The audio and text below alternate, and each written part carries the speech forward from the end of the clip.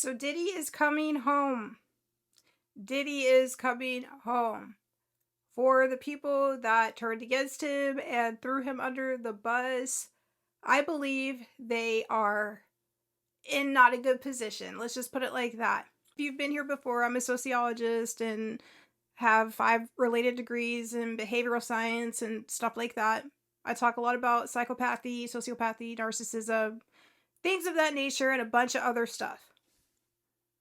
I also have talked in depth about predatory grooming practices and manipulation and master manipulators. Now, while I cannot officially diagnose him, like I don't even know the guy, based on the information that I've seen, it does appear that at minimal, he is most definitely a master manipulator, which is not necessarily a bad thing, but I believe he might have some psychopathy or sociopathy traits as well. Okay, and I can base that on the fact that the excessive behavior and stuff like that. All right, throwing that part out aside for just a moment. When it was the 1990s and it was the early 2000s, everybody and their mama wanted to go to a Diddy party. Everybody. And the proof is in the pudding. It's like every single celebrity, movie star, actress, model all went to his parties. He made the white parties huge. He made the white parties famous. He was known for throwing these multi-million-dollar parties where everybody got a gift bag, and at times they would get, $40,000 packages and just crazy stuff. Anything you want is yours, like paradise land. Do I think everybody that went to the Diddy parties was somehow involved in the nonsense? Absolutely not. I don't. I think a lot of people just went, had a good time, probably had the time of their life, and left. But during this whole trial thing, everybody was distancing themselves. And on top of that, some people were just straight out throwing him under the bus. Acting like, oh, I always knew, and da-da-da-da-da, and they might have not even known anything. They embarrassed and humiliated this guy so bad. Everything from the baby oils that didn't need to be public, the jokes, the smear campaigns. And I already said, I think back in 2023, I put out a video about it. I put out a list of people where I think it was a diversion tactic. I think it was a distraction. And I also think it was to deflect from bigger things. There are actual predators that are huge. And they don't ever talk about those ones. We just found out what's going on with the Epstein thing. Oh, they're no longer going to release the list. And yeah. And that's just one of them. But with Diddy, largely from what I saw, even though I didn't say much about it because it was such a controversial, polarizing issue, and it still is, it appeared to me that most of it was consensual. That he was just doing what a lot of people do, and on top of that, some people were paid pretty well. Name your price, he would tell him. If they charge this amount, he would give them that amount. Plus a tip. I don't think it was necessary that they went through and got the list of people that he was getting for those services. Yet at the same time, they didn't talk about the people they didn't drop a lot of names, except for the people who are small, lower income, the people who he allegedly found on sites. Those are the ones they talked about. The whole thing was just ridiculous. And what I think is, when he gets home, everybody that threw him under the bus, everybody that was making up stuff that they didn't see, everybody that was using it to leverage an opportunity or a career, they are going to be in trouble, because I do think possibly he has some traits, psychopathic or sociopathic traits, and I wouldn't be surprised if he starts leaking information about them and throwing them under the bus. It's going to be really interesting to see what happens.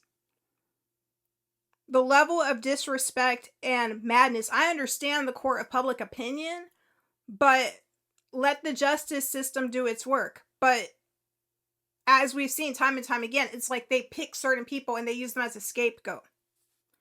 It was so obvious what was going on here. But because so many people wanted to jump on the bandwagon technique and they wanted to be a part of a group. And the other thing is, what happens to all the Diddy fans? Now, I've never really listened to rap too much. I don't listen to rap. I listen to rock, punk rock, alternative. You know, I play music, really long time, grunge, classical, rap, I don't listen to. But he had millions and millions and millions and millions and millions of fans. Where are those fans now? How is it they were all able to throw him under the bus, act like they didn't like him, act like they never listened to his music? And they're doing that with some other rappers as well. Like, oh, I never listened to them. It's like, dude, really? I was saying this stuff since back then, since like a long time ago, that like, dude, all this stuff promotes his materialism and drinking and doing stuff that's not good for you and narcissism. And people didn't want to hear that though. Oh no, he's this, he's that, da da da da da da. But then when this happens, all of a sudden everybody's like, oh, I never liked him. Oh yeah, he's weird. They all wanted to go to the parties. They all wanted to go to the Diddy parties. Every single last one of them. It just shows how hypocritical so many people are with this. The other one is, when I first came down to LA, Diddy was sort of not in retirement, but he was kind of like laying low from the party scene. He had been doing it for over like 10 years or something like that. And to my knowledge, he sort of like passed the torch to Jamie Foxx. And I would hear about those parties when I would work on sets and stuff like that, just around town. I would hear about those parties. I actually had the opportunity to go to one. I was going to be a model, but it was kind of a weird thing because it was through a, legitimate agency and all of that. But it was like, we're going to bring you in as a model, and then afterwards you might get asked to stay. I don't know. It was some stuff, but I didn't go. But a lot of people within the same agency went. And there was talk about, oh, they've seen this, they've seen that. Okay. All right.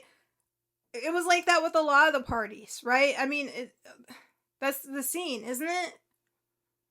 From the 70s, the 80s on up. I mean, but this whole scapegoating of the billionaire class and Diddy, and then Tyler Perry bringing him into it. And I would just say this, let the court do its job. But like, before people jump on these different people, they need to just do research and look at it, and then understand too that there are other people that have a lot more resources that have been accused of doing things far worse, so to speak. So it is no surprise to me at all that P. Diddy ended up getting charged with, I believe, basically soliciting and bringing them across state lines. And okay, yeah, whatever. And let's just be blunt. There are thousands of women across the United States, men or whatever, that would love to be flown out on a private plane or first class to come over and party with him and get paid for it. So like, just be blunt. Thousands of people, models, etc., from Miami to New York, that if he would have called and said, we'll give you X amount of money to come get on the plane, ride first class, and do what they do, would have been okay with that. So, I mean, I'm going to leave it at that. I hope you have an awesome, great, fun, amazing rest of the day. I love studying the media because it's just imploding on itself right now. And this stuff with Trump and the Epstein and him not releasing that list, wow. Talk to you later. Bye.